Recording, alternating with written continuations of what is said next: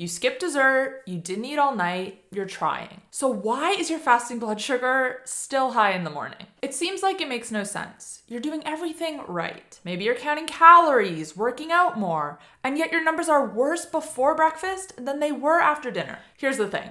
Your body isn't broken. This is actually super common when you're dealing with insulin resistance or blood sugar issues. But most people have no idea what's really causing it, and even fewer know how to fix it. So in today's video, I'm going to be breaking down 5 proven ways to lower your fasting blood sugar overnight. No gimmicks, no complicated diet changes, just real strategies you can try tonight, even if nothing else has worked previously. So let's get into it. I'm Kait, a nutritionist who has helped hundreds of clients who deal with insulin resistance, prediabetes, and stubborn morning glucose spikes. And the 5 things I'm about to share, they work.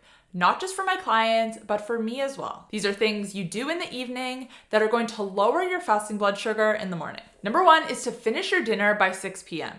and no snacking afterwards. This is one of the simplest things you can do to lower your fasting blood sugar. Eat your dinner a little bit earlier. Here's why it works. Your insulin sensitivity naturally drops as the day goes on.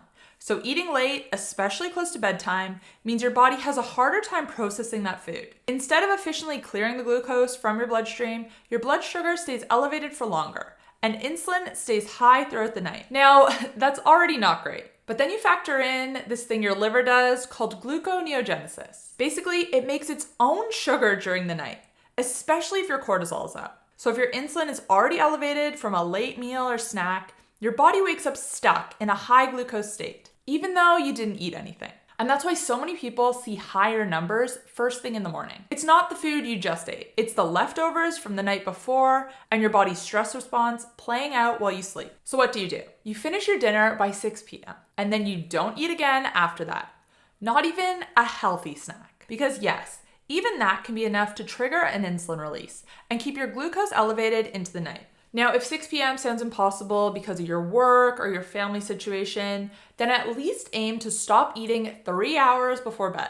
So if you go to sleep at 10 p.m., stop eating by 7 p.m. It's not about being perfect. It's about giving your body time to actually fast before the fasted state of sleep kicks in. I've had clients drop their fasting blood sugar from 10 to 20 points just from this one simple change. Nothing else, same meals, same workouts, just moving dinner earlier and making sure they're not snacking afterwards. And if you're someone who deals with cravings at night, it's often a habit and not actual hunger. It could also mean you're not eating enough protein at your last dinner. Trust me, if there's one tip you start with, make it this one. The second thing you can do is to go for a 15-minute walk after dinner. This one is so underrated, but can make such a big difference. A short, gentle walk after dinner, you don't need to be power walking or anything, can have a massive impact on your blood sugar. This is because when you move, your muscles start pulling glucose out of your bloodstream for energy, and they can do it without the need for insulin. It's like giving your body a shortcut to clear out that dinner glucose fast before it lingers overnight. There was actually a study published that found that just 2 minutes of walking after a meal could significantly reduce post-meal blood sugar spikes. 2 minutes. Now imagine what 10 or 15 minutes could do. So here's the move. After dinner, don't just plop straight on the couch. Head outside for a light walk around the block. You don't need to break a sweat. This isn't cardio. It's just movement. And if the weather doesn't permit, walk around your house. Do some laundry, put your dishes away. Even this can help. You'd be surprised how much this small shift can lower your glucose curve, which means your fasting number has way less to deal with by morning. This strategy is quick, easy, effective, and free. Number 3 is to turn off your screens 1 hour before bed. Now I know this one might sting a little. A lot of us are probably guilty of it, but here's the deal. Scrolling on your phone or watching TV right before bed wrecks your melatonin production. Melatonin is the sleep hormone. When it's released, it tells our body that it's time to wind down. But blue light from screens blocks melatonin, delays your natural sleep rhythm, and messes with your deep sleep cycles. And poor sleep is a huge driver for insulin resistance and higher fasting blood sugar. Even just one night of poor sleep can elevate your fasting blood sugar the following morning. And this occurs even in people who aren't insulin resistant or diabetic. So imagine if you are, how bad it can be. Power down all of your screens 1 hour before bed. Use that time instead to stretch, journal, read an actual book, or take a warm shower. Anything that helps your nervous system to relax. And if you absolutely must look at a screen, Blue light blocking glasses are going to be your friend. I'll link to the pair I recommend in the description box down below. Sleep is your blood sugar's best friend, and it starts even before your head hits the pillow. Number 4 is to take inositol before bed. And this one makes a huge difference. And again, super easy to apply. If your fasting blood sugar is stubborn, or if you're dealing with insulin resistance, and especially PCOS, inositol might be your secret weapon. Inositol is a vitamin-like supplement that helps to improve how your body handles insulin. It basically sensitizes your cells so they respond better to insulin signals, which means your body can clear glucose from the blood more efficiently. Now, there are 2 forms that matter: myo-inositol and D-cryo-inositol. And you want them in a 40-to-1 ratio. This is the sweet spot. Now, I really like So Health synced formula. It has this ratio, and then it has other nutrients that can help as well. It's specifically formulated for women, so I'll put that one in the description box down below if you want to check it out. I'll also link an inositol for men.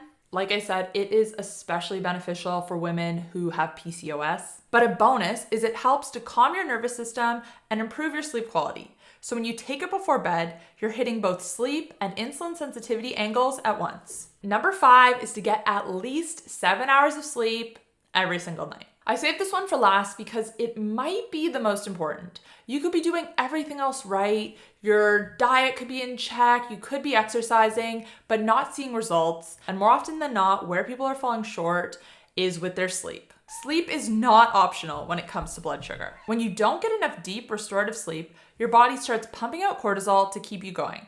And cortisol tells your liver to release glucose. As I said earlier in this video, even after just one night of poor sleep, your fasting blood sugar is going to be higher. And not just in the morning.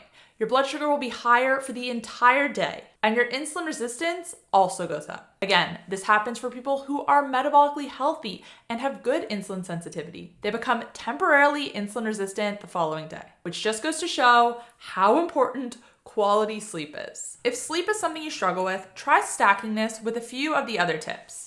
No screens, take your inositol, and wind down properly. I did a full podcast episode on improving sleep and everything you need to know. One question I often get asked is, what about shift work? So I covered that in this podcast. I'll link that up above if you want to know more. Sleep is so powerful, but honestly underrated. And it might just be the thing standing between you and a lower fasting glucose. All right, now I know we've covered a lot, so let's quickly recap the 5 things you can do tonight to lower your fasting blood sugar the following morning. Number 1 is to finish your dinner by 6 p.m. and no snacking after that. Number 2 is to take a 15-minute walk right after your last meal. Number 3 is to power down all your screens at least an hour before bed. Number 4, take inositol before bed. I recommend So Health synced for optimal insulin support.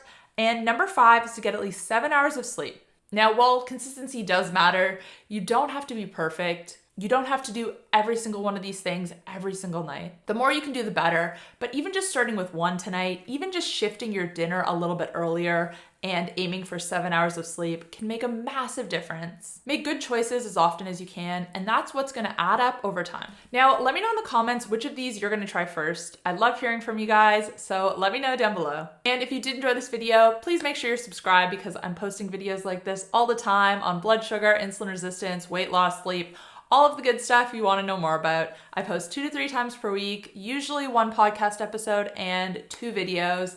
So make sure you're subscribed so you don't miss an episode.